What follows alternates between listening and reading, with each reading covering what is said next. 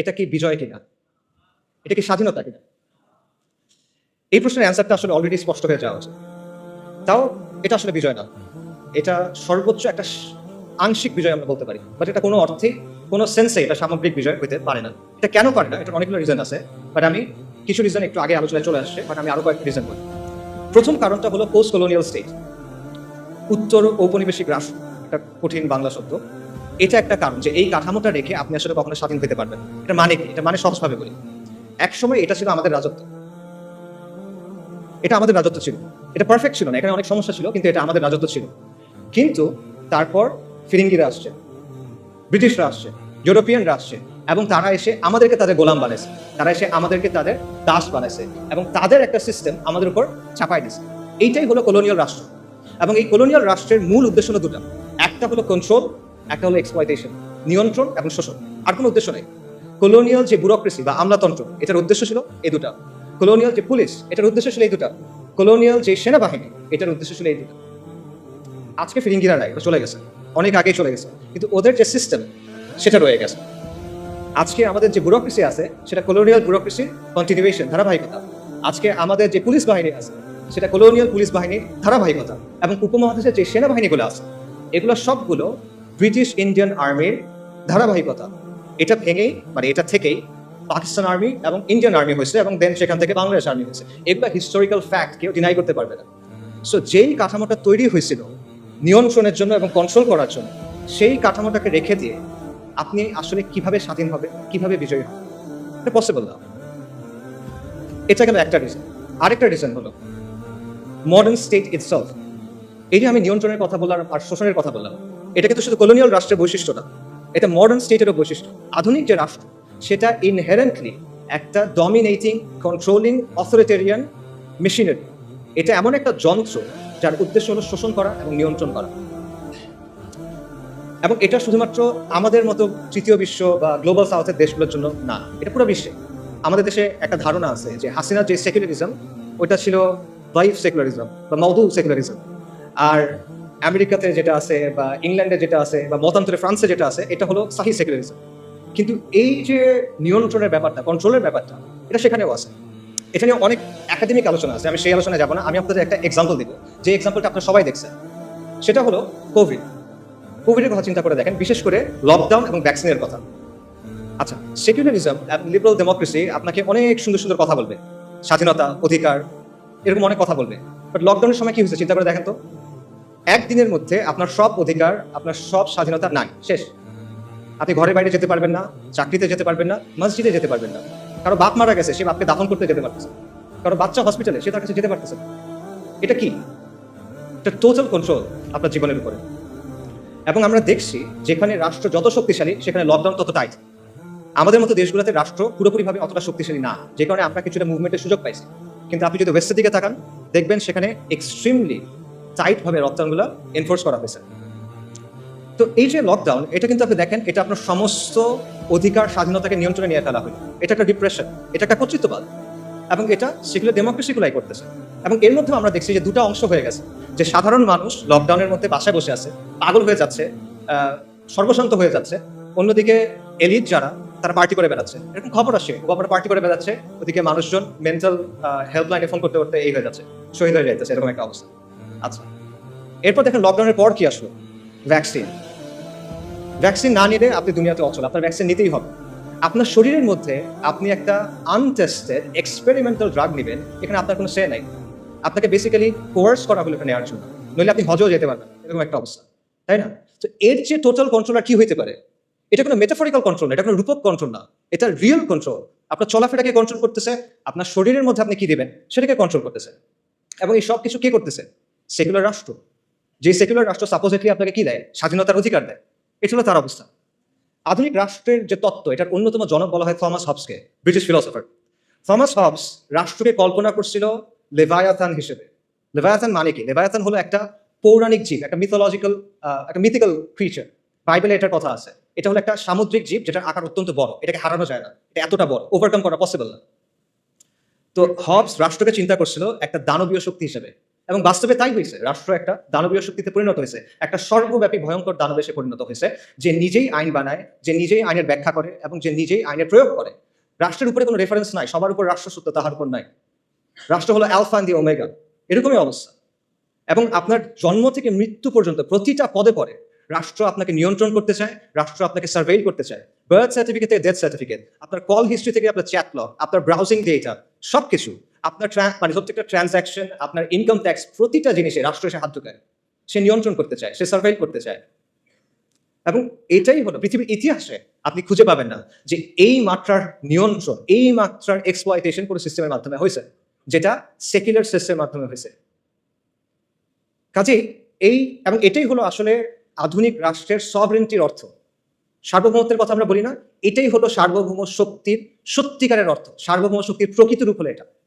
যারা আপনারা জানতে চান এই ব্যাপারে, একজন জার্মান ফিলোসফার ছিল কার্ল শ্মিট, আপনারা তার লেখা পড়ে দেখতে পারেন, সেই ব্যাপারটা খুব ডিটেলে আলোচনা করছে। আজ পর্যন্ত এটা কোনো রিফিউটেশন আসে নাই, কারণ এটাই বাস্তব, এটি সভরেন্টির অর্থ। কাজেই আধুনিক রাষ্ট্রের মধ্যে আপনি আসলে কখনো মুক্তি পাবেন না, বিজয় পাবেন না। আধুনিক রাষ্ট্র আপনাকে কি দিবে? সে আপনাকে গাঁজা খাওয়ার স্বাধীনতা দিবে, মদ খাওয়ার স্বাধীনতা দিবে, জিনা করার স্বাধীনতা দিবে, এলজিবিটির স্বাধীনতা দিবে। এগুলো দিয়ে সে আপনাকে ভুলায় রাখবে, কিন্তু আসল স্বাধীনতা সে আপনাকে দিতে পারবে না। মজার ব্যাপার হলো, আজকে আমাদের এখানে যারা অনেক বৈপ্লবিক কথাবার্তা বলতেছে, তাদের দাওয়াতের মধ্যে আসলে বৈপ্লবিক কিছু নাই। তারা বেসিক্যালি ওয়েস্ট থেকে ধার করা কিছু টার্মিনোলজি এবং কিছু ধারণা প্রচার করতেছে, এবং এমন সব টার্মিনোলজি এবং ধারণা যেগুলো ওয়েস্টে অলরেডি অবসলিট হয়ে গেছে, তামাদি হয়ে গেছে। ওয়েস্টে আপনি দেখেন liberal democracy is on the retreat. পুরো পশ্চিমা বিশ্বে এখন একদিকে ফার রাইট, অন্যদিকে ফার লেফট, অর্থাৎ উগ্র ডানপন্থী এবং উগ্র বামপন্থীদের উত্থান হচ্ছে। এবং এই দুটার মাঝখানে যেটা আছে, ভ্যানিলা যেটা, সেটা হলো লিবারাল ডেমোক্রেসি। এটার আবেদন হারাচ্ছে। এবং মাল্টিপোলার বিশ্বের কথা আপনারা সবাই শোনেন, মাল্টিপোলার বিশ্বে লিবারাল ডেমোক্রেসির ভাত নাই। এবং এটার যে বয়ানগুলো আছে অলরেডি এগুলো সব ভেঙে যাচ্ছে। লিবারাল ডেমোক্রেসির প্রধান একটা বয়ান হলো মানবাধিকার। গাজা জেনোসাইডে আমরা দেখছি যে মানবাধিকার বলে আসলে কিছু নাই। গাজাতে কি হয়েছে আমরা জানি, এটা আসলে বলতে গেলে ট্রমাটিক একটা এক্সপিরিয়েন্স হয়ে যাবে। মানে বাবা তার বাচ্চার কাছে গেছে, বাচ্চার ডেড বডি নাই, পলিথিনের ভিতরে করে সে ছিন্ন বিচ্ছিন্ন কিছু অংশ নিয়ে আসতেছে। মানবাধিকার কোথায়? যারা মানবাধিকার কথা সবচেয়ে বেশি বলে তারা হলো ইসরায়েলকে উইপেন্স দিচ্ছে, পলিটিক্যাল ক্লাউড দিচ্ছে, রাইট? সো মানবাধিকার কোথায়? মানবাধিকার বেসিক্যালি একটা আদর্শিক হাতিয়ার, যেটা ইউজ করে ওয়েস্ট তাদের জিওপলিটিক্যাল ইন্টারেস্ট অ্যাডভান্স করে, তাদের নিজেদের স্বার্থ হাসিল করে। একই কথা আন্তর্জাতিক আইনের ক্ষেত্রে। কই আন্তর্জাতিক আইন কই? ইসরায়েল নানা জায়গায় গিয়ে গিয়ে অ্যাটাক করতেছে, কনসুলেটের ভেতরে গিয়ে অ্যাটাক করছে, যেটা কখনো হয় না। কই আইন কোথায়? নাই। এগুলো রেটরিক, যেগুলো ওয়েস্ট তাদের ইচ্ছা মতো ইউজ করে তারপর ফালায় দেয়। কিন্তু আমরা এগুলো বিশ্বাস করে বসে আছি এবং আমরা মনে করছি এটা মনে হয় অনেক বৈপ্লবিক কিছু একটা। এবং ফাইনালি আপনি দেখেন গাজা এটাও প্রমাণ করছে যে ডেমোক্রেসি অ্যাকচুয়ালি ওয়ার্ক করে না। কেন এটা আমি বলতেছি? দেখেন, ওয়েস্টে অনেক মানুষ কিন্তু গাজা জেনোসাইডের বিপক্ষে, তারা এটার বিরুদ্ধে রাস্তায় মার্চ করছে, তারা প্রতিবাদ করছে, এটা আমরা স্বীকার করতে হবে এবং আমরা এটা অ্যাপ্রিসিয়েট করি, আর তারা হেদায়েত করে। কিন্তু তাও তারা এটা বন্ধ করতে পারতেছে না। অনেক মানুষ এটার বিরুদ্ধে, কিন্তু তারা এটা বন্ধ করতে পারতেছে না। এটা কেন? কারণ তারা যাকেই ভোট দিচ্ছে দেখা যাচ্ছে যেই ক্ষমতায় আসতেছে সে জায়নিস্টদের পকেটে এবং সে গ্লোবাল এলিটদের পকেটে। তার মানে হলো ডেমোক্রেসির মধ্যেও, আবারও ডেমোক্রেসির যেটা আতুরঘর, সেই জায়গাতেও এটা আসলে জনগণের আকাঙ্ক্ষার প্রতিফলন করতে পারে না। ডেমোক্রেসি নিয়ে আপনি অনেক সুন্দর সুন্দর কথা বলতে পারেন, but at the end of the day it can be hacked. It can be hacked very easy, যেটা আমরা দেখতেছি। কাজে এত কিছুর পরও যারা ওই মানধাত্তা আমাদের লিবারাল ডেমোক্রেসির কথা বলতেছে অনেক বৈপ্লবিক বয়ান হিসেবে, তারা আসলে ওয়ার্ল্ডের ট্রেন্ডটা বুঝতেছে না হয়তো, এবং তারা একটা ডেট এক্সপায়ার্ড মাল বিক্রি করার চেষ্টা করতেছে। তারা বিপ্লবের কথা বলতেছে, বাট তারা পশ্চিমা প্যারাডাইম থেকে বের হইতে পারতেছে না। তাদের মধ্যে পশ্চিমা আদর্শ নিয়ে এক ধরনের ফিক্সেশন আছে, তাদের মধ্যে পশ্চিমা থিওরি নিয়ে এক ধরনের ফেটিশিজম আছে। পশ্চিম যেটা বলছে ওটাই সহি, পশ্চিম যেটা বলছে ওটাই সমাধান, অল্প স্বল্প কিছু চেঞ্জ করতে হবে। Liberal democracy with Bangla characteristics, এটা হলে হয়ে যাবে। এই হলো তাদের প্রস্তাবনা। তো এগুলো করে আসলে আলটিমেটলি কোনো সমাধান হবে না। সো আমরা যদি আগের কথায় ফেরত চাই, এটা কি বিজয় ছিল কিনা, এটা মুক্তি ছিল কিনা? না, এটা ছিল না। যদি সহি সেকুলারিজম বা সহি লিবারাল ডেমোক্রেসি আসে, যেটা আসবে না, যদি আসে তাও সেটা বিজয় এবং মুক্তি হবে না।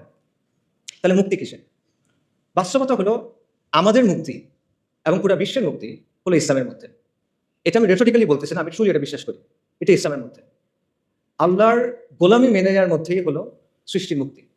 কথাটা অনেকটা প্যারাডক্সিক্যাল লাগতে পারে যে গোলামির মধ্যে মুক্তি কিভাবে, কিন্তু এটাই বাস্তবতা। এটা 100% একটা লজিক্যাল কথা। কেন লজিক্যাল কথা? কারণ হলো দুনিয়ার বাস্তবতা হলো দুনিয়াতে আসলে সত্যিকার অর্থে কোনো ফ্রিডম নাই। এখানে অ্যাবসলিউট কোনো ফ্রিডম হয় না। প্রত্যেকটা ব্যবস্থায় আপনার কারো না কারো আনুগত্য স্বীকার করে নিতে হয়, আপনার কিছু না কিছুর উপর ঈমান আনতে হয়, কোনো না কোনো বিষয়কে আপনার ধ্রুব সত্য হিসেবে স্বীকার করতে হয়। এটা থেকে আপনি বের হইতে পারবেন না। ভ্যালু নিউট্রাল কোনো সিস্টেম হয় না, নিরপেক্ষ কোনো সিস্টেম হয় না। প্রত্যেকটা সিস্টেমের মধ্যে একটা না একটা রব থাকে যেটাকে মেনে নিতে হয়। এবং অ্যাবসলিউট আমরা মানে এর কথা বলে ফ্রিডম অফ স্পিচের কথা বলে, অ্যাবসলিউট ফ্রিডম অফ স্পিচ বলে কিছু নাই, অ্যাবসলিউট স্বাধীনতা বলে কোনো কিছু নাই। প্রত্যেকটা স্বাধীনতা হলো একটা বাউন্ডারির মধ্যে দেওয়া স্বাধীনতা। দাবা খেলার সময় চিন্তা করেন, যখন আপনি কেউ যদি দাবা খেলে, সে দাবা খেলার নিয়ম মেনে যে কোনো চাল দিতে পারে, কিন্তু নিয়ম সে চেঞ্জ করতে পারে না। নিয়মটা মেনে তাকে খেলার টেবিলে বসতে হয়। সেম জিনিস, যে কোনো সিস্টেমে ওই সিস্টেমের নিয়ম মেনে আপনি স্বাধীন, কিন্তু এই নিয়মগুলো আপনি চ্যালেঞ্জ করতে পারবেন। কাজে প্রকৃত অর্থে আসলে কোনো স্বাধীনতা নাই। মানুষ প্রত্যেকটা সিস্টেমে কারো না কারোর সামনে সাজদা করে। আমরা করতেছি না, আধুনিক মানুষ করতেছে না। আধুনিকতা আপনাকে রাষ্ট্রের গোলাম বানাইছে, আপনাকে মুক্ত বাজারের গোলাম বানাইছে, আপনাকে নফসের গোলাম বানাইছে। কাজে ইসলাম ছাড়া বাকি যা কিছু আছে সবকিছু হলো গায়রুল্লাহর গোলামি করা, আর ইসলাম হলো আল্লাহর গোলামি করা। তা আপনি কার গোলামি করবেন? আপনি মানুষের গোলামি করবেন, মাখলুকের গোলামি করবেন, নাকি আপনি আল্লাহর গোলামি করবেন? কাজে সত্যিকারের মুক্তি হলো গায়রুল্লাহর ইবাদত থেকে বের হয়ে এসে এক আল্লাহর দাসত্ব মেনে নেওয়া। যখন আপনি এটা করবেন, তখন আমরা মানুষ হিসেবে আমাদের যে কসমিক রোল, আমাদের যে মহাজাগতিক ভূমিকা আল্লাহ আমাদের জন্য ঠিক করে দিয়েছেন খলিফা হিসেবে, তখন সেটা আমরা পালন করতে পারবো। তখন আমরা পুরো সৃষ্টির সাথে হারমোনিতে আসতে পারবো। আধুনিকতা প্রকৃতিকে ডমিনেট করতে চায়, কন্ট্রোল করতে চায়, এটা করতে গিয়ে সে ক্লাইমেট ক্যাটাস্ট্রফি করে ফেলছে। কিন্তু আপনি যখন আল্লাহর দাসত্ব মেনে নেবেন, তখন আপনি এটার সাথে হারমোনিতে আসতে পারবেন। এখানেই আপনি প্রকৃত মুক্তি পাবেন। এটা ছাড়া সত্যিকার অর্থে কোনো স্বাধীনতা নাই। আপনার জিডিপি যত হোক, আপনার যতগুলো মেট্রো রেল থাকুক, আপনার যত মাথা পিছু যত ইচ্ছা হোক, আপনার রাস্তা যত সুন্দর হোক, মুক্তি নেই। কমফোর্ট আছে, মুক্তি নেই। তো এখানে আরেকটা কোয়েশ্চেন আছে, সেটা হলো ইসলাম কিভাবে? আমি যদি বলি যে আলটিমেটলি মুক্তি হলো ইসলামে, তাহলে প্রশ্ন আসবে ইসলাম কিভাবে? তো এই কোয়েশ্চেনের অ্যান্সারটাও আমি প্রথম কোয়েশ্চেনের সাথে ট্যাগ করতে চাই। প্রথম কোয়েশ্চেনে আমরা তিনটা বিষয় নিয়ে কথা বলছিলাম: সরকার বদল, সংস্কার আর বিপ্লব। এখন এক এক করে আমাকে বলেন দেখি, সরকার পতনের মাধ্যমে কি ইসলাম আসবে? না, আসা সম্ভব না। একটা সরকার গিয়ে আরেকটা সরকার আসবে, আসলো তো ইসলাম আসবে না। আচ্ছা আমাকে বলেন, সংস্কারের মধ্য দিয়ে আসবে কিনা? সংস্কারের মধ্যে এটা সম্ভব না, কারণ আপনি যে সিস্টেমটার মধ্যে আছেন সেটা হলো একটা সেকুলার লিবারাল, একটা সেকুলার ব্যবস্থা। এই ব্যবস্থাটা মৌলিকভাবে ইসলামের সাথে সাংঘর্ষিক। এখন আপনি কিভাবে সংস্কার করে করে এটাকে ইসলামে নিয়ে যাবেন? ইটস পসিবল না। আমি আপনাকে একটা এক্সাম্পল দিই। সংস্কারের সবচেয়ে বহুল ব্যবহৃত পদ্ধতি কি? ডেমোক্রেসি। ডেমোক্রেসি হলো ইনহেরেন্টলি একটা রিফর্মিস্ট অ্যাপ্রোচ, একটা রিফর্মিস্ট মেথড। ডেমোক্রেসি কি করা হয়? একটা ব্যবস্থার মধ্যে মৌলিক বিষয়গুলোর ব্যাপারে আমরা একমত, এর মধ্যে আমরা কিছু পরিবর্তন আনতে চাই, কিছু বিষয়ে মতপার্থক্য আছে, এগুলো আমরা সলভ করতে চাই। এই জায়গায় ডেমোক্রেসি কাজ করে, এবং ডেমোক্রেসি কাজ করে ইনক্রিমেন্টাল বা গ্র্যাজুয়াল চেঞ্জের মাধ্যমে। এখন আপনি আমাকে বলেন, আপনি কিভাবে অ্যাকচুয়ালি এই প্রসেসে সেকুলার রাষ্ট্র থেকে ইসলামী ব্যবস্থায় যাবেন? আমি আপনাদের বাংলাদেশের এক্সাম্পল দিই। বাংলাদেশে যে ইসলামী দলগুলো আছে যারা ডেমোক্রেটিক পদ্ধতিতে অংশগ্রহণ করছে, তাদের সবার ভোট যদি আপনি মেলান কোনো একটা নির্বাচনে, 30টার মতো আসন তারা পায় নাই, লেস দেন 30, 300টার মধ্যে লেস দেন 30, লেস দেন 10%। ওকে, আচ্ছা, তার মানে তারা যে এককভাবে ক্ষমতা যাবে এটাও আসলে ফিজিবল না। বাট তর্কের খাতিরে আমি ধরলাম এটা হইল। মনে করেন বাংলাদেশের কোনো একটা ইসলামী দল অথবা সবগুলো ইসলামী দলের কোনো একটা জোট, তার 160টা আসন পেয়ে গেল, ক্ষমতায় গেল, আলহামদুলিল্লাহ, অনেকে বলে ফেলবে ঠিক আছে গেল। তারপর কি হবে? তারপর কিভাবে ইসলাম আনবেন? আপনি সংবিধান পরিবর্তন করে করে আনবেন? পসিবল না। কি পরিবর্তন করবেন? আপনার সংবিধান আপহেল্ড করতে হবে, এটা শপথ নিয়ে আপনি গেছেন। আপনি যদি বলেন যে ঠিক আছে, সংবিধানের মধ্যে আপনি লিখে দিলেন যে কোরআন সুন্নাহ বিরোধী কোনো আইন করা হবে না, তাহলে হয়ে গেল শরিয়া কায়েম? না, হবে না। এর চেয়ে অনেক সুন্দর সুন্দর কথা পাকিস্তানের সংবিধানে আছে, চমৎকার চমৎকার সব কথাবার্তা আছে, but at the end of the day ওটা স্টিল একটা সেকুলার রাষ্ট্র। কাজে সংস্কারের মাধ্যমে আপনি চেষ্টা করতে পারবেন না। এবং দেখেন, এই যে আমরা যে আলোচনাগুলো শুনতেছি বিপ্লব, গণঅভ্যুত্থান নিয়ে, ওখানে কিন্তু এই কথাগুলো আসতেছে যে গণঅভ্যুত্থানের বৈধতা আপনি সংবিধান থেকে পাবেন না। গণঅভ্যুত্থান করতে হলে সংবিধানের বাইরে গিয়ে করতে হবে। এই কথাগুলো আসতেছে না? নতুন গঠন করতে হলে পুরনো সংবিধান দিয়ে হবে না। তো আপনি যদি এতটুকু কাজ সংবিধানের মধ্যে না করতে পারেন, আপনি সেকুলারিজম থেকে ইসলামী ব্যবস্থা যাবেন, সেটা আপনি কেমনি সংবিধানের মধ্যে দিয়ে করবেন, বা কেমনি এই প্রসেসের মধ্যে করবেন? এটা আনরিয়ালিস্টিক, ইট ইজ পসিবল না, ইম্পসিবল। এখানে আরো অনেকগুলো বিষয় আসলে আছে, অত কথা বললাম না, সময় হয়ে যাচ্ছে। দুটো পয়েন্ট বলি। আপনি দেখেন, মিশরে, আলজেরিয়াতে ইসলামিস্টরা ক্ষমতায় আসছিল, কিন্তু ডিপ স্টেট তাদের বিরুদ্ধে কু করছে, তাদেরকে সরাই দিয়েছে। তিউনিসিয়াতে সেম জিনিস হয়েছে, কিন্তু তিউনিসিয়াতে যারা ক্ষমতায় আসছিল তারা ইসলামিস্ট ছিল না, তারা ছিল সাবেক ইসলামিস্ট, যারা পরবর্তীতে লিবারাল ডেমোক্রেট হয়েছে, তাদেরকেও কু করে সরাই দিয়েছে। এবং এই ব্যবস্থায় যারা গেছে তারা নিজেরা চেঞ্জ হয়ে গেছে। 1980-র দশকে অনেকগুলো মুসলিম দেশের ইসলামী মুভমেন্টগুলো অনেক তর্ক বিতর্কের পর একটা সিদ্ধান্ত নিয়েছিল যে ঠিক আছে, আমরা ইসলাম কায়েমের জন্য ডেমোক্রেটিক পদ্ধতি ইউজ করব। এটার উদ্দেশ্য কি? আমরা ক্ষমতায় যাব, তারপর আমরা ধীরে ধীরে ইসলাম কায়েম করার চেষ্টা করবো। ভালো উদ্দেশ্য। তারপর কি হয়েছে? 40 বছর পর হয়েছে যে আমরা দেখতেছি যে তারা নিজেরা এখন ইসলামী রাষ্ট্রের কথাই বলে না। এদের অনেকেই, সবাই না, অনেকেই। এরা এখন কি বলে? এখন তারা বলে কল্যাণ রাষ্ট্রের কথা, ওয়েলফেয়ার স্টেট, প্লুরালিজমের কথা। এরা এখন বলে যে লিবারাল ডেমোক্রেসির কথা। অর্থাৎ তারা সিস্টেমে ঢুকছিল সিস্টেমটা চেঞ্জ করার জন্য, সিস্টেমের জায়গায় আছে, তারা চেঞ্জ হয়ে গেছে। এটা হলো অবস্থা। তো সংস্কারের মধ্য দিয়ে আসলে এইভাবে এই পরিবর্তন সম্ভব না। বাস্তবতা হলো আপনি যদি সেকুলার ব্যবস্থা থেকে যে ট্রান্সফরমেশনটা প্রয়োজন ইসলামী ব্যবস্থা যাওয়ার জন্য, সেটার জন্য প্রয়োজন বৈপ্লবিক পরিবর্তন এবং রেভলিউশনারি মিনস। এটাই বাস্তবতা। এবং এটা শুধুমাত্র ইসলামের ক্ষেত্রে প্রযোজ্য না, এটা যে কোনো ব্যবস্থার ক্ষেত্রে প্রযোজ্য। যখন পৃথিবীতে রাজতন্ত্রের বদলে রিপাবলিক আসলো, তখন সেটা বৈপ্লবের পদ্ধতির মাধ্যমে আসে, বৈপ্লবিক পদ্ধতির মাধ্যমে আসে, এবং এটা একটা ঐতিহাসিকভাবে প্রমাণিত সত্য। এটা এমন একটা কনক্লুশন যেটা অ্যাভয়েড করা সম্ভব না। আপনি ধাপে ধাপে চিন্তা করেন। আপনি যদি মুসলিম হন, আপনাকে শরিয়া চাইতে হবে, নন নেগোশিয়েবল। কেউ মুসলিম, সে শরিয়া চায় না, এটা পসিবল না, এটা কুফর। কেউ যদি মনে করে ইসলামের চেয়ে ওই জিনিসটা বেটার, কেউ যদি মনে করে ইসলামের চেয়ে ওই জিনিসটা অগ্রাধিকার পাওয়ার মতো, কেউ যদি মনে করে দুটো সমান, এটা কুফর রাখবে। অর্থাৎ যদি মুসলিম হয়, তাকে শরিয়া চাইতে হবে। আর সেকুলার ব্যবস্থা মৌলিকভাবে ইসলামী ব্যবস্থাতে সাংঘর্ষিক, এই দুটো কোএক্সিস্ট করতে পারে না। একটা আরেকটাকে ডমিনেট করার চেষ্টা করবে, সেটা হবে না। আচ্ছা, এবং আমরা দেখতেছি যে সেকুলার ব্যবস্থাকে সংস্কারের মাধ্যমে চেঞ্জ করে করে আপনি আলটিমেটলি ইসলামী ব্যবস্থায় যেতে পারতেছেন না। তাহলে অপশন কি বাকি থাকে আপনার? বৈপ্লবিক পরিবর্তন ছাড়া আপনার আর কোনো অপশন বাকি থাকে না। কিন্তু বৈপ্লবিক পরিবর্তন নিয়েও আসলে আমাদের মধ্যে অনেক ভুল ধারণা আছে। বাস্তবতা হলো যে আমাদের চিন্তাভাবনাগুলো আসলে বেশিরভাগ সময় খুব রেটরিক ভিত্তিক। আমরা ঢালাও কথাবার্তা বলি, আমরা অনেক আবেগ কথাবার্তা বলি, আমরা অনেক জজবার কথা বলি, কিন্তু আমরা দলিল, আদিল্লা, রিয়ালিটির অ্যানালিসিস, লজিক এগুলোর দিকে তাকাই। আমরা অনেক সময় চিন্তা করি যে বিপ্লব মনে হয় একটা ওভারনাইট ব্যাপার, রাতারাতি হয়ে যাবে। অথবা আমরা মনে করি যে আমি যা করতেছি করতে থাকবো, একদিন ডাক দিবে কেউ একজন, বিপ্লব হয়ে যাবে। ব্যাপারগুলো এরকম না। আসলে এখানে কিছু ম্যাটেরিয়াল কন্ডিশনস আছে, অথবা আপনি বলতে পারেন যে এখানে কিছু আসবাবের দুনিয়ার কিছু শর্ত আছে যেটা আপনার পূরণ করতে হবে। সেটা পূরণ না করলে আপনি এটা পারবেন না। একটা এক্সাম্পল দেয়, পানি কখন ফুটে? পানির বয়লিং পয়েন্ট কত? 100°C। এটা কি মুমিনের জন্য একরকম, কাফেরের জন্য আরেক রকম? না, এটা সবার জন্য সেম। কেন সেম? আল্লাহ দুনিয়ার নিজাম, আল্লাহ ঠিক করে দিচ্ছেন এভাবে, সবার জন্য এটা সেম। তো সমাজ এবং রাষ্ট্রের মধ্যেও এরকম কিছু ম্যাটেরিয়াল কন্ডিশনস আছে যেটা আপনার পূরণ করতে হবে। এই জিনিসটা আপনি আবেগ বা জজবা দিয়ে, আমরা হকের উপর আছি, জাস্ট এই বিষয়টা দিয়ে আপনি বাইপাস করতে পারবেন না। এই রিকোয়ারমেন্ট আপনাকে ফুলফিল করে আসতে হবে। হ্যাঁ, এমন হইতে পারে যে কাফেরদের জন্য যে রিকোয়ারমেন্ট, সেখানে আমাদের কিছু অ্যাডিশনাল রিকোয়ারমেন্ট থাকতে পারে। যেমন আমাদের ইমানি, আমলি, শারঈ, আকাইদি কিছু রিকোয়ারমেন্টস থাকবে, যেটা একটা কমিউনিস্টের থাকবে না। কিন্তু ম্যাটেরিয়াল রিকোয়ারমেন্ট সেম, এটা আপনার লাগবে। তো এটা বাইপাস করে আপনি আসলে বৈপ্লবিক পরিবর্তনের দিকে যেতে পারবেন না। এটা না করে আপনি যদি শুধু বলেন যে আমার ইমান আছে, আমার অনেক জজবা আছে, আমরা তো হকের উপর আছি, এভাবে আর হবে না। এটা তাওয়াক্কুলের ভুল বুঝ। বাস্তবতা হলো বৈপ্লবিক পরিবর্তন একটা লম্বা, জটিল, রুক্ষ প্রক্রিয়া, কঠিন একটা প্রক্রিয়া।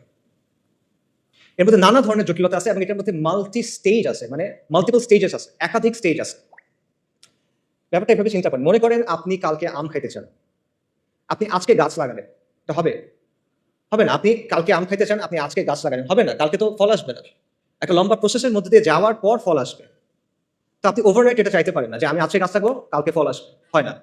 আচ্ছা, আরেকটা জিনিস চিন্তা করেন, মনে করেন আপনার প্রতিবেশী, তার বাসায় জামের গাছ আছে এবং তার বাসার গাছে জাম ধরছে, সে জাম পারতেছে। কারণ আপনি তার কাছে গিয়ে বললেন আমাকে আমসত্ব বানিয়ে দাও, আমাকে আমের শরবত বানিয়ে দাও, ম্যাঙ্গো স্মুদি দাও। এটা হয়? ইট ডাজন্ট ওয়ার্ক লাইক দ্যাট। যে বীজ বুনছে ফসল তার, যেই বীজ বোনা হয়েছে ওটাই আসবে। আম গাছে তো জাম হবে না। একটা সেকুলার আন্দোলন হয়েছে, সেকুলারদের নেতৃত্বে একটা আন্দোলন হয়েছে, অথবা একটা ইস্যু ভিত্তিক আন্দোলন হয়েছে, আন্দোলন শেষ হয়ে গেছে, এখন আপনি তার কাছে গিয়ে বলে যে আমাকে খিলাফা দাও, শরিয়া দাও। It doesn't work like that. সে কেন আপনাকে দিবে? আপনি কে? তার কষ্টের পরিশ্রম সে আপনাকে কেন দিবে? আর সে যদি দেয়, ধরেন সে দিল, সে যেটা দিবে ওটাকে ওই জিনিস যেটা আপনি চাচ্ছেন না, সেটা জাম, আপনি আম চাচ্ছেন, রাইট? সেটা আসলে হয় না। সো এই বিষয়গুলো আমাদের বোঝা দরকার। তাহলে করণীয় আসলে কি? আমি এখানে আবার এক্সাম্পলে ফেরত চাই। একজন ভালো কৃষক কি করে? একজন ভালো কৃষক প্রথমে জমিটাকে তৈরি করে, আগাছাগুলো দূর করে, লাঙল দেয়, তারপর সে বীজ পোড়ে, তারপর সে আস্তে আস্তে এটাকে বড় করে, সার দেয়, পানি দেয়, কীটনাশক দেয়। তারপরে ফল আসবে কিনা এটা নিশ্চিত না, কিন্তু নানা কারণে ফল না আসতে পারে, পোকায় খেয়ে ফেলতে পারে, মরক ধরতে পারে, অনেক কিছু হতে পারে। এখানে একটা মানে একাধিক স্টেজ আছে। এই রেভলিউশনারি চেঞ্জের ক্ষেত্রে এই ব্যাপারটা আছে, এখানে একাধিক স্টেজ আছে। এবং এর মধ্যে প্রথম স্টেজ যেটা লাঙল দেওয়ার যে স্টেজ, সেটা হলো একটা প্রজন্ম তৈরি করা, সমাজের মধ্যে শরিয়ার পিপাসা তৈরি করা, সমাজের কাছে এটাকে একটা ভায়াবল অপশন হিসেবে নিয়ে আসা। এবং এটা 2-5 বছরের কাজ না, এটা একটা ডেকেডস লং প্রজেক্ট। এটা আপনি বাইপাস করতে পারবেন না। এবং এটা কিন্তু একটা স্টেজ, এরপরে আরো স্টেজ আছে। আপনি লাঙল দিচ্ছেন শুধু, এরপর বীজ বুনতে হবে, গাছটা আস্তে আস্তে বড় করতে হবে, সার দিতে হবে, এটসেট্রা এটসেট্রা।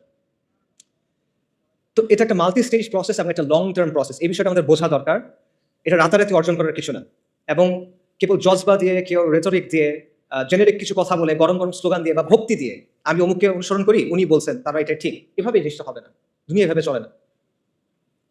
তো তো এই ধরনের পরিবর্তন নিয়ে আসলে আরো অনেক কথা বলার সুযোগ আছে, বাট অধিকার না যায়, সময় যেহেতু নাই। আমি যেটা বলবো সেটা হলো যে আপনি সংস্কারের পথ বেছে নেবেন না বৈপ্লবিক পরিবর্তনের পথ, এটা আপনার ডিসিশন, এটা আমি আপনাকে বলে দিব না। আমি শুধু আপনাকে এইটুকু বলবো যে ডিসিশনটা ভেবে চিন্তে নেন, বুঝে শুনে নেন, এবং সৎ হন নিজের সাথে এবং অন্যের সাথেও সৎ হন। ধরেন কেউ মনে করলো যে আসলে সংস্কারের পদ্ধতি নিতে হবে, কারণ বাংলাদেশের যে জিওপলিটিক্যাল লোকেশন, আমাদের সমাজের যে অবস্থা, আমাদের প্রতিবেশী দেশ, এরকম অনেকগুলো বিষয় আছে যার কারণে এখানে আসলে বৈপ্লবিক পরিবর্তন সম্ভব না। এটা করতে গেলে লাভের চেয়ে ক্ষতি বেশি হবে। তাই আমি যেটা করব, আমি অল্প স্বল্প ভালোর জন্য চেষ্টা করব, সংস্কারের কিছু চেষ্টা করব। আমার উদ্দেশ্য হবে মুসলিমদের স্বার্থ সংরক্ষণ করা, আমার উদ্দেশ্য হবে আমর বিল মারুফ নাহি আনিল মুনকার। ঠিক আছে, এটা একটা ভায়াবল পজিশন হয়তো হতে পারে। আপনি এই পজিশন যদি নেন, তাহলে আপনার দায়িত্ব হলো নিজের কাছে স্বীকার করা এবং মানুষের কাছে বলা যে এটা আমার পদ্ধতি, এই পদ্ধতি ইসলাম আসবে না, এটা আপনার বলতে হবে। আপনি সংস্কারের পদ্ধতি নেবেন কিন্তু আপনি বলবেন যে আমি বিপ্লব করতেছি, এটা হলে হবে না। আপনি এমন কোনো প্রতিশ্রুতি দিবেন না যেটা আপনি ডেলিভার করতে পারবেন না। Don't promise something that you can deliver, right? এটা ধোঁকাবাজি, পিওর ধোঁকাবাজি। এই জিনিসটা করে দেন। আপনি বলেন যে না আমি পারবো, আমি একটু জানি ভাই, আমি একটু করছি, আই ক্যান রেসপেক্ট দ্যাট, কিন্তু যেটা নাই ওটা বলে লাভ নেই। একইভাবে আপনি যদি বৈপ্লবিক পথ নেন, তাহলে রেটোরিক্যাল আলাপ, ভক্তির আলাপ, এই জিনিসপত্রগুলো ছেড়ে দিয়ে আপনি প্র্যাকটিক্যাল রিয়েলিস্টিক আলাপে আসেন। আপনি মেটেরিয়াল কন্ডিশনগুলো নিয়ে চিন্তা করেন, ঠিক আছে?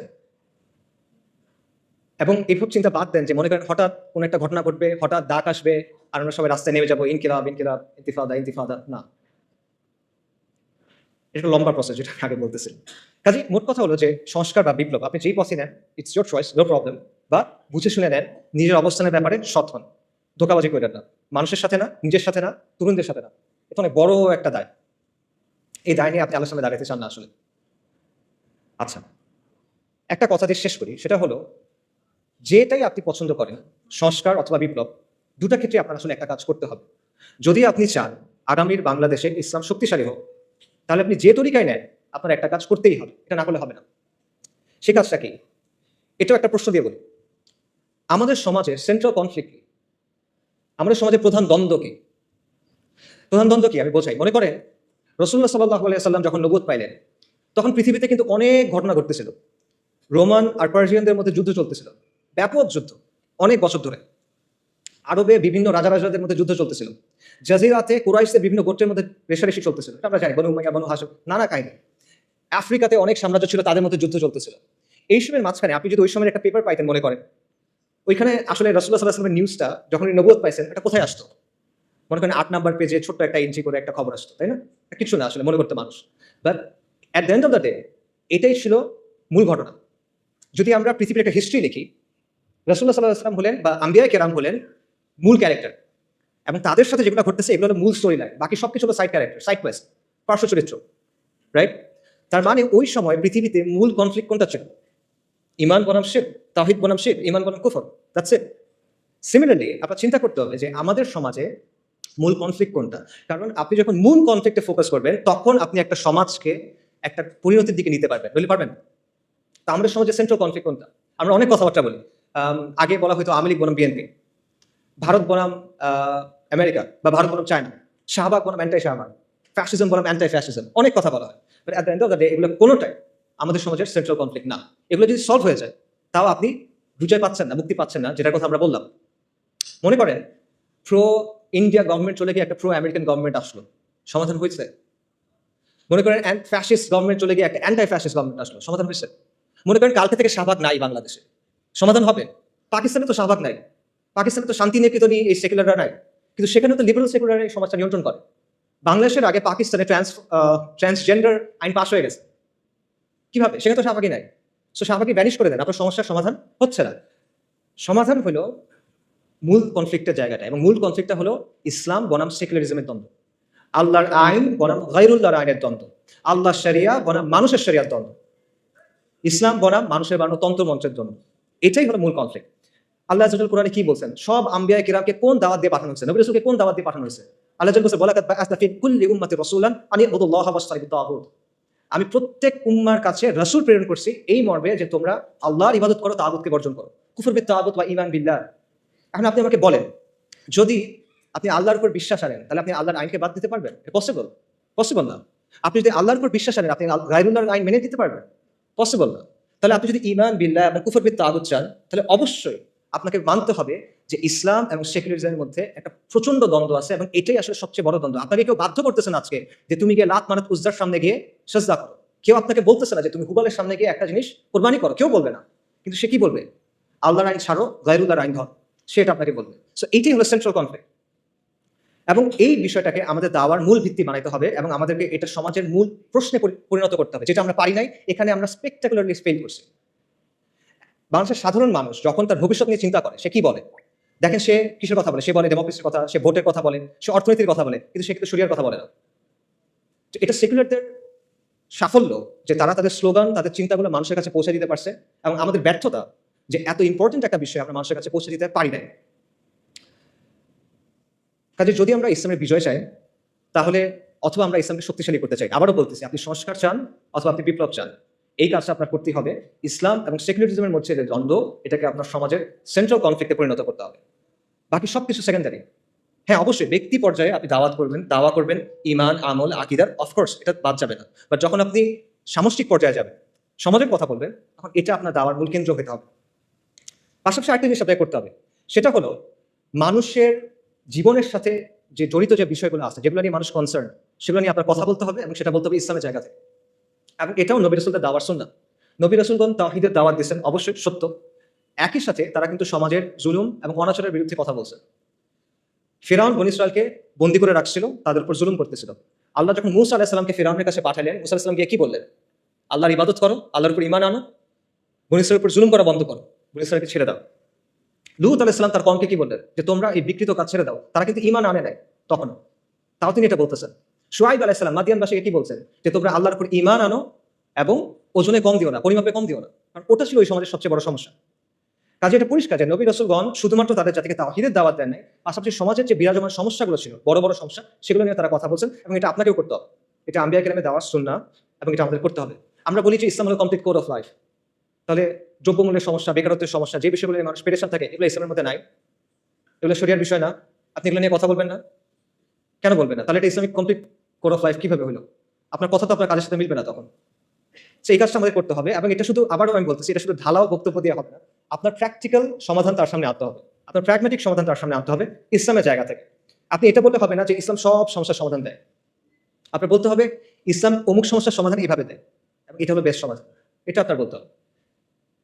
এবং এইভাবে এমনভাবে আপনার মানুষের সামনে ইসলামী ব্যবস্থার একটা ভিশন তুলে ধরতে হবে, যাতে করে মানুষ যখন চিন্তা করে ভবিষ্যৎ নিয়ে, তখন সে মনে করবে যে হ্যাঁ, আমি শরিয়া চাই। এটা আমরা করি না। এখানে আমাদের অবস্থান জিরোর কাছাকাছি, হয়তো 1%, 100 মধ্যে। আমার মনে হয় 1% না। সামারি করি, আপনার উদ্দেশ্য সংস্কার হোক অথবা বিপ্লব। যদি আপনি আগামীর বাংলাদেশে ইসলামকে শক্তিশালী করতে চান, আপনার দুটা কাজ করতেই হবে। প্রথম কাজটা হলো ইসলাম ও সেকুলারিজমের যে দ্বন্দ্ব, এটা সমাজের মূল দ্বন্দ্বে পরিণত করতে হবে। এটাকে দ্বন্দ্ব হিসেবে চিহ্নিত করতে হবে, এটাকে দাওয়ার মূল কেন্দ্রবিন্দু বানাতে হবে, এবং এটাকে সমাজের মূল প্রশ্নে পরিণত করতে হবে। কার্যকরীভাবে মানুষের কাছে সেটা আপনার পৌঁছায় দিতে হবে, এবং শুধুমাত্র সমালোচনার মাধ্যমে না, গঠনমূলক আলোচনার মাধ্যমে। শুধু সমস্যা নিয়ে কথা বললে হবে না, সমাধানের কথা বলতে হবে, এবং শরিয়াকে একটা ভায়াবল অপশন হিসেবে আপনি প্রেজেন্ট করতে হবে। দ্বিতীয়ত, সমাজের মধ্যে যে জুলুম আছে, যে অনাচার আছে, যে বিষয়গুলো নিয়ে মানুষ কনসার্ন, সেগুলো নিয়ে আপনার ইসলামের বেসিসে তার পাশে গিয়ে দাঁড়াইতে হবে, তার সাথে কথা বলতে হবে, এবং এই দুইয়ের সংমিশ্রণে আপনি সামাজিক শক্তি অর্জন করতে পারবেন। এবং এই জন্য আমাদের আসলে অনেক নতুন নতুন উদ্যোগ নিতে হবে, এবং আমাদের we have to think outside the box. আমাদের দেশে আলহামদুলিল্লাহ অনেক দিনই কাজ হয়, এবং এগুলো খুবই প্রয়োজনীয়, এগুলো চলো। কিন্তু আপনার এখানে একটা শূন্যস্থান আছে, এটা বুঝতে হবে। এই শূন্যস্থান পূরণ করার চেষ্টা করতে হবে, এবং এই জন্য অনেক ইনিশিয়েটিভ দরকার, এই জন্য প্রচন্ড ডেডিকেটেড ভাবে কাজ করার মানুষ দরকার, পাগল হয়ে কাজ করবে এমন মানুষ দরকার। You have to be relentless, you have to be tireless, and you have to be proactive. আর কোনো অপশন নাই আসলে। এবং এটার অংশ হিসেবে কিছু কিছু উদ্যোগ নেওয়া হচ্ছে। একটা উদ্যোগের কথা আপনারা হয়তো জানেন, একটা লিফলেট আপনারা পাইছেন, ইসলামিক সোশ্যাল অ্যাক্টিভিস্ট নেটওয়ার্ক। ইনশাআল্লাহ এটার ব্যাপারে আপনারা এরপরে আরো জানবেন, এবং আমরা আশা করবো যে আপনারা এটার সাথে থাকবেন, সামিল থাকবেন, এটাকে সাপোর্ট করবেন। এর পাশাপাশিও আসলে আরো অনেক ধরনের উদ্যোগ দরকার, এবং এখানে অনেক যোগ্য মানুষ আছেন, জ্ঞানীগুণী মানুষ আছেন। আমি বলবো আপনারা সবাই এই বিষয়গুলো নিয়ে চিন্তা করেন, আপনার কাজ করতে হবে। কাজ করার সময় এখন, এরপরে এটা আপনি পাবেন না। If not now then when. এখন যদি কাজ না করেন কখন করবেন? যদি আপনি না করেন তাহলে কে করবে? আমার কথা এতক্ষণ শোনার জন্য সবাইকে ধন্যবাদ। আমি স্পেসিফিক্যালি সিয়ানকে এবং রফিক ভাইকে ধন্যবাদ জানাবো অ্যারেঞ্জ করার জন্য। আর জুলাই আন্দোলনের সময় এবং এই বন্যার সময় আমাদের যারা মারা গেছেন, আমরা তাদের সবার রুহের মাগফিরাত কামনা করি। ওয়া আখিরু দাওয়ানা আলহামদুলিল্লাহি রাব্বিল আলামিন। আসসালামু আলাইকুম ওয়া রাহমাতুল্লাহি ওয়া বারাকাতুহু।